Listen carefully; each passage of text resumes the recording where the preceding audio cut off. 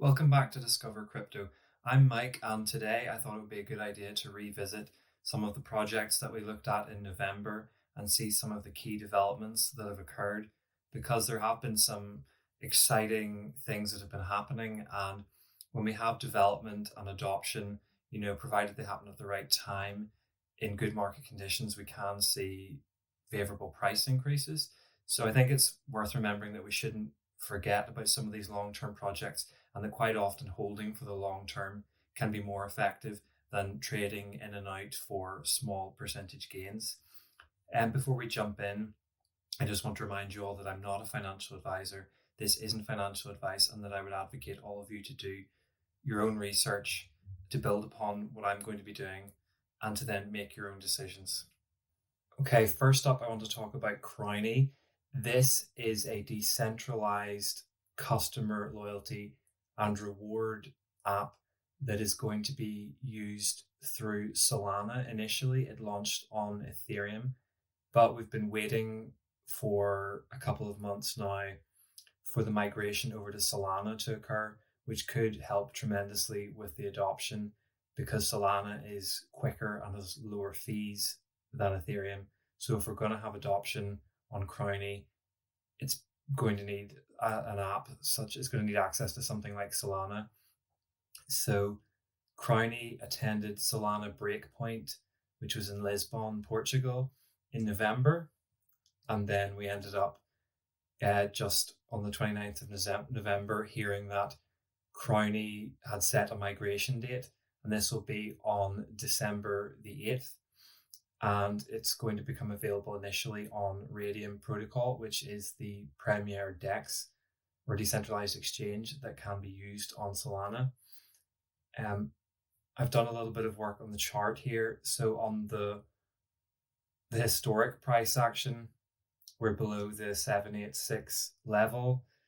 However, we went so far below that I felt it was important to draw a new Fibonacci extension here. So as we can see, we're just above the 0.5 level here, and we're sort of holding in almost a flag or a pennant structure. I have topped up quite a lot on this at lower levels, but I also held from some much higher buys earlier in the year. And my average price is reasonably good. I think my average price is somewhere around 0.025. But I'm actually quite interested in how this is grinding down. This could actually be on the verge of potentially a breakout from this trend line. Hang on, I'll maybe just get a bigger zoom here. So yes, we're potentially on a breakout from this trend line. However, I'm watching to see if it ends up grinding down a little bit lower, like it threatens to break out and it doesn't, because this is a 1-day chart. So, if it comes back down into this 3-cent range here, which I've drawn, I'm quite interested in, I think, topping up. I've got some reasonable bags on Crowny already, but I think I might get some more if it dips down into this supply zone here. But with the migration to Solana coming up in the next few days, it's an interesting watch for Crowny, in my opinion. Just as a reminder, Crowny has a circulating supply of just under 300 million right now. So for that price, there could be significant action in the days ahead. And moving on now, I want to look at DEA. So DEA is a decentralized oracle, and an oracle enables smart contract platforms such as Ethereum to receive data from the real world.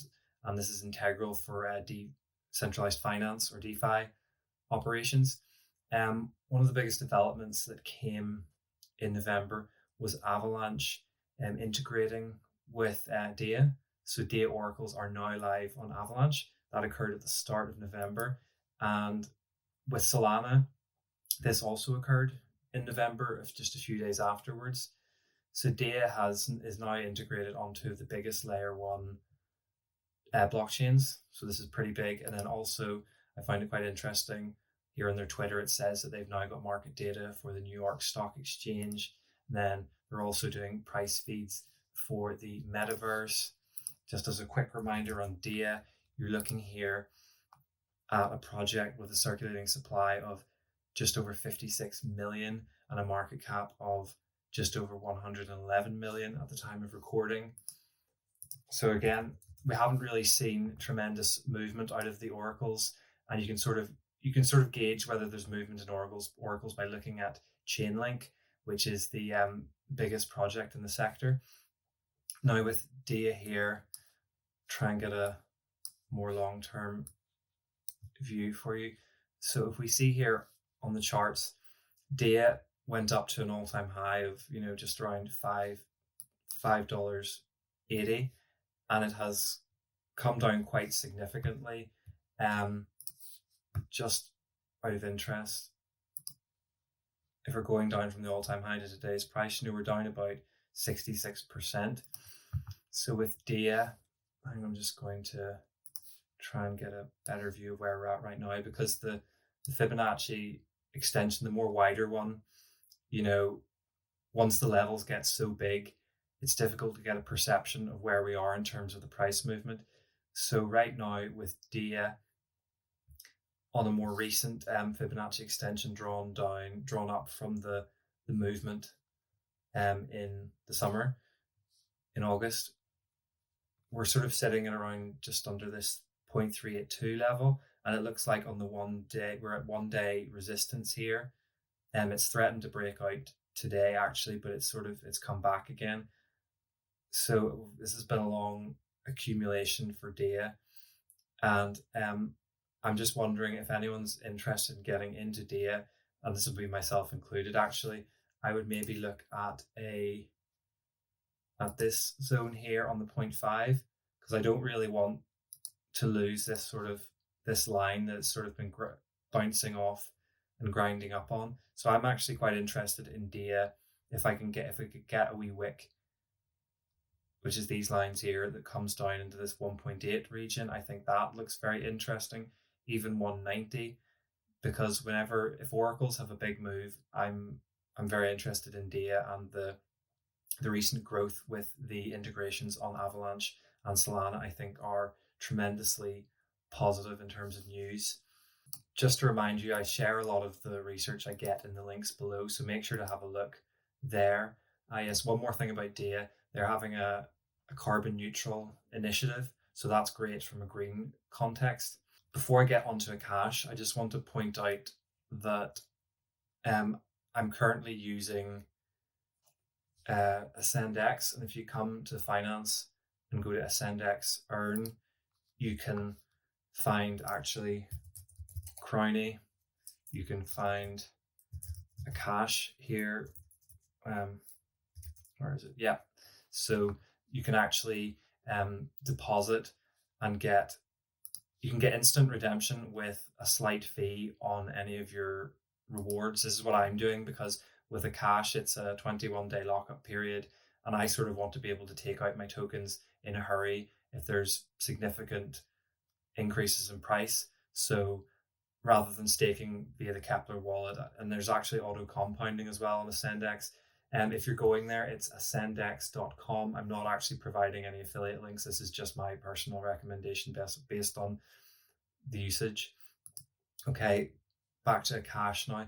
Akash is a decentralized cloud computing platform that is intending to provide a service where there are servers all over the world, devices all over the world sharing cloud computing power. And this means that there are fewer singular points of failure, meaning that something like Amazon Web Services might have a few major servers that if one of them were hit, then everything would go down, or significant portions of the internet. So Akash is trying to offer something for the blockchain and a decentralized solution.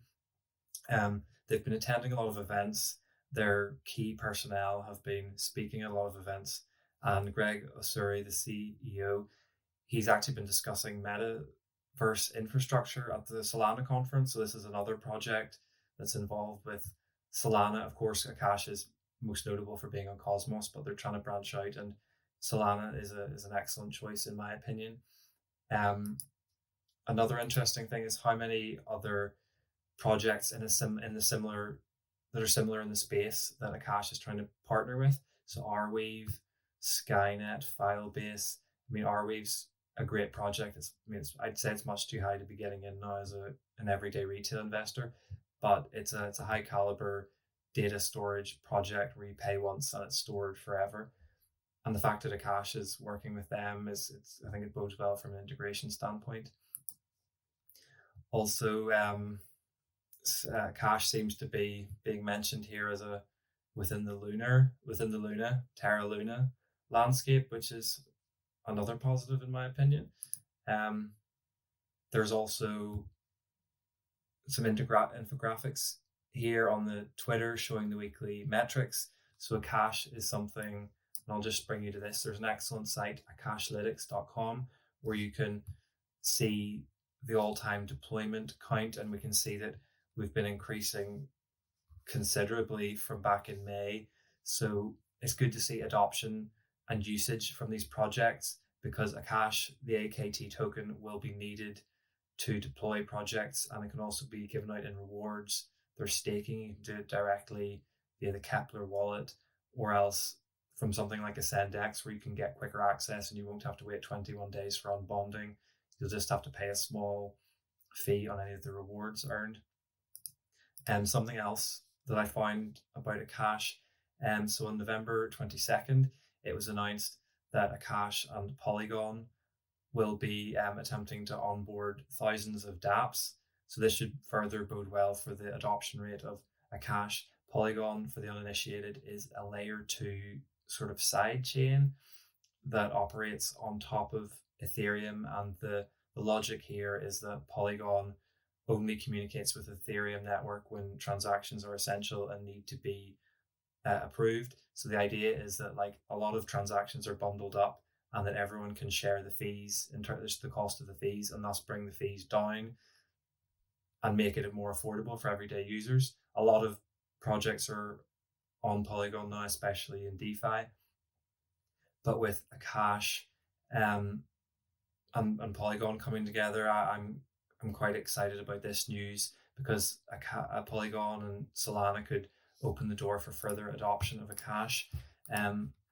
Just as a reminder for everyone, Akash is looking at a circulating supply of just over 113 million. It's sitting at a market cap of 255 million. So there's scope for this to grow. Just going to pull up my chart here.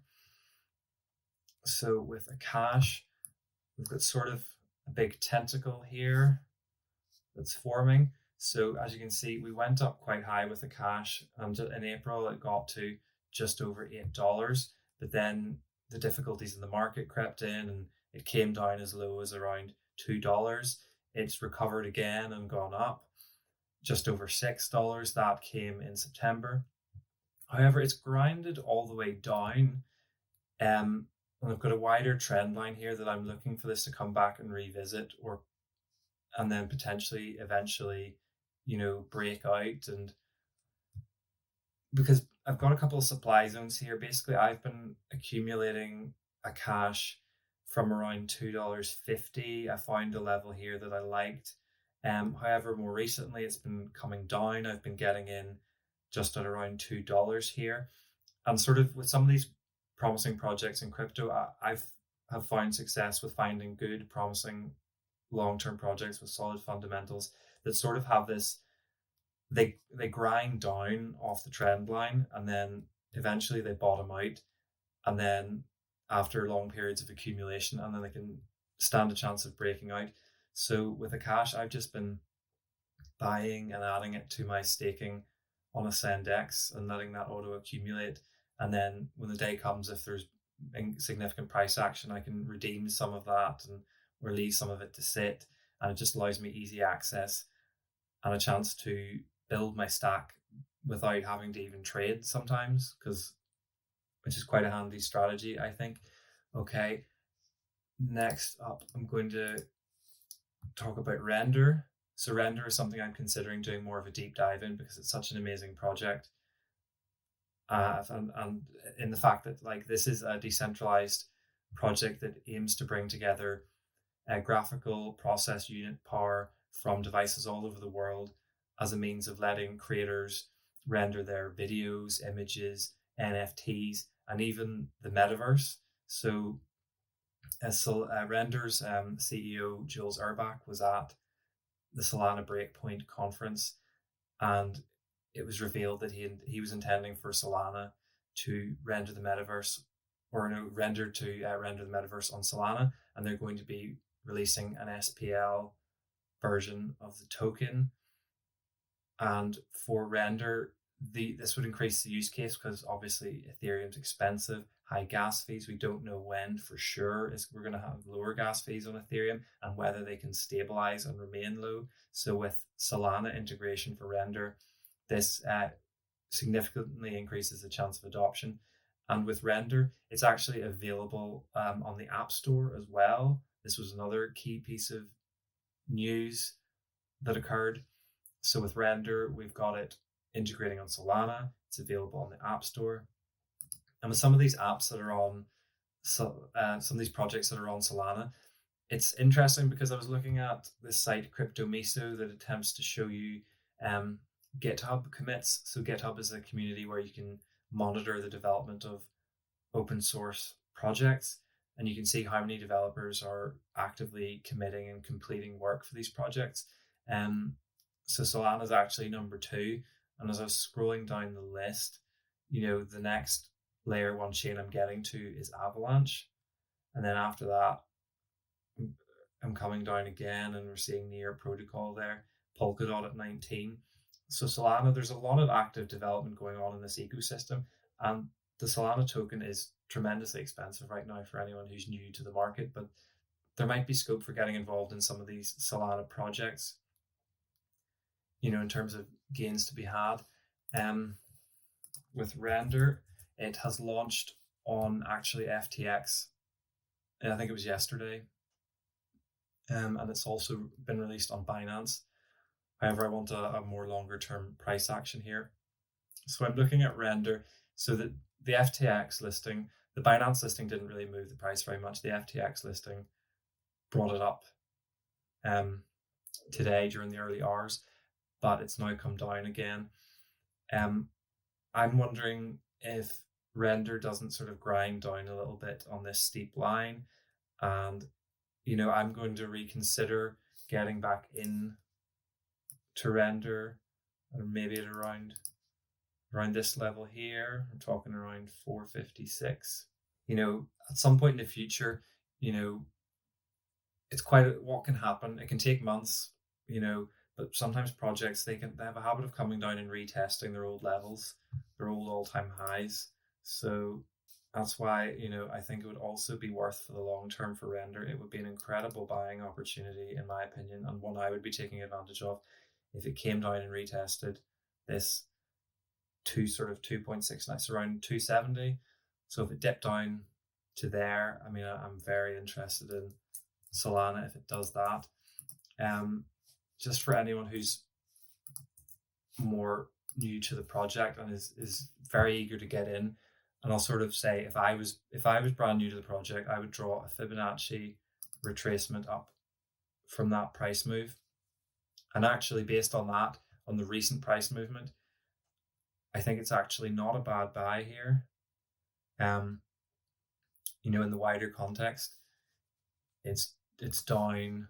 So it's down about 35% from the high. I actually, though, wonder if there isn't a sneaky opportunity to try and get this at $5, because if it doesn't grind down a bit on the line here, range, come down to around $5, and then maybe there's a breakout from here, comes up, retests some of the levels, then we see the trend line coming out a bit.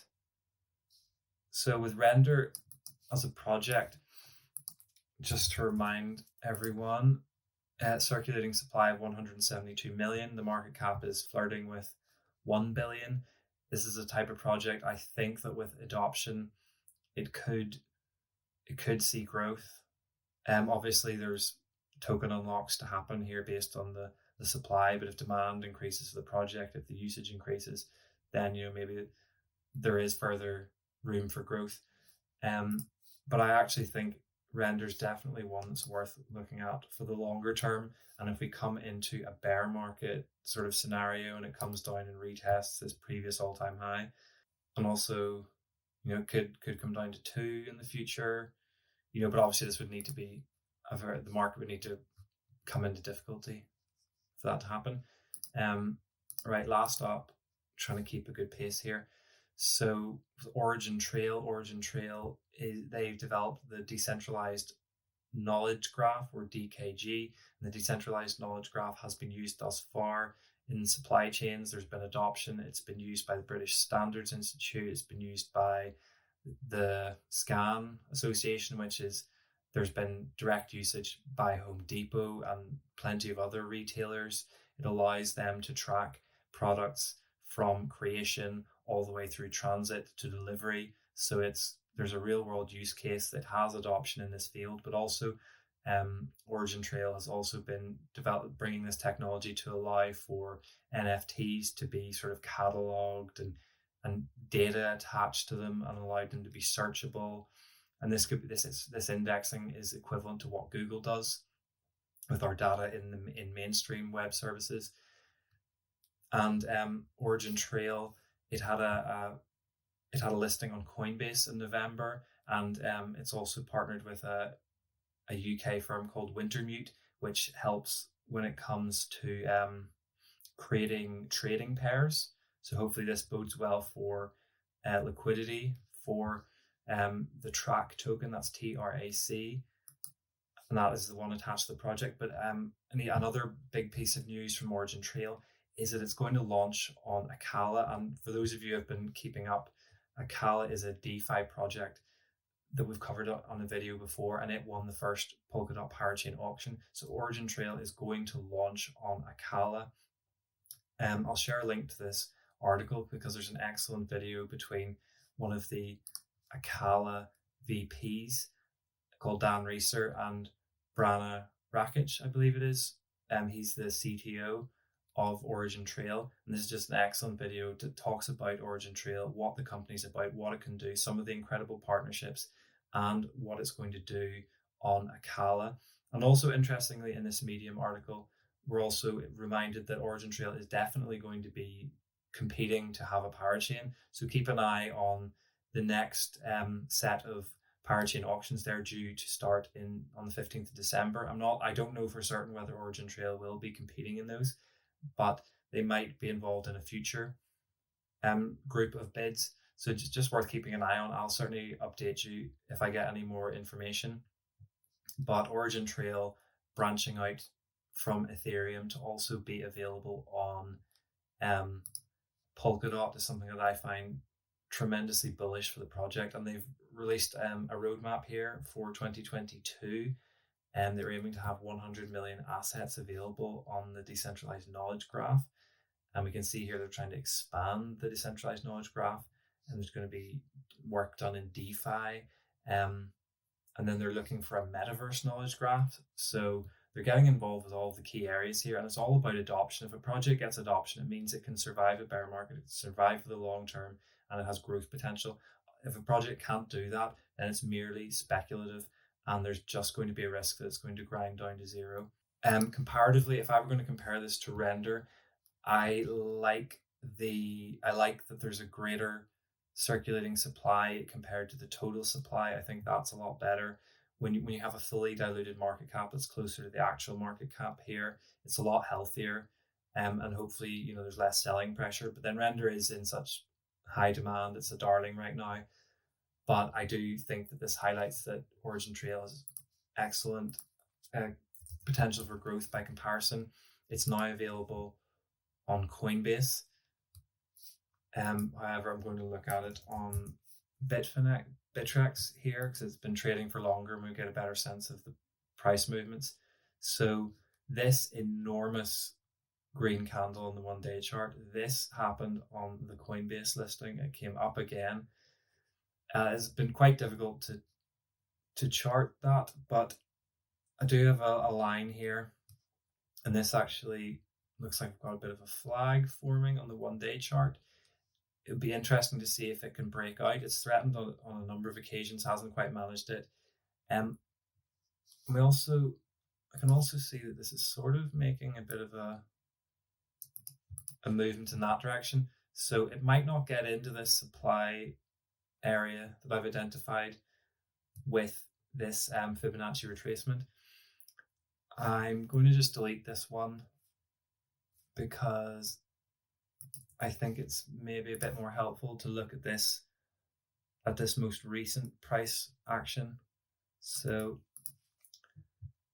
based on where we've gone up to with the highs of around $3.50 on Bittrex, I think if this, like even right now, it doesn't look like a bad time to buy. Honestly, I've actually been buying it just under $1.50. My dream discount and opportunity to restock would be just under $1. Actually, anything from 90 cents up to $1. I am very interested in OriginTrail and will be restocking.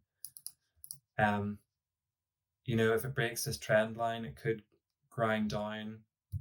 We could come into this area, but there's been good developments. There's been good news. I'm certainly getting involved. I think for a project like this, if there's projects that you like and you want to get involved in, and then you see that they've come down by just over 50%, personally, I think it's a much safer way of getting involved with projects compared to seeing, what's pumping that day. I'm just going to buy into the FOMO. Like, for example, Luna right here. I think you've missed it. Anyone who's thinking of FOMOing into Luna right now, it's not a good idea. It probably won't end well. But if you're starting to get involved with Fibonacci retracements and you're drawing up from this low here in July on the 1-day chart, you can sort of identify that this here is a level. So it's hypothetically, if I were trying to get into this now, 55 would look a lot better than 66. It's why you don't FOMO into massive green candles. You're more likely to lose than you are to win.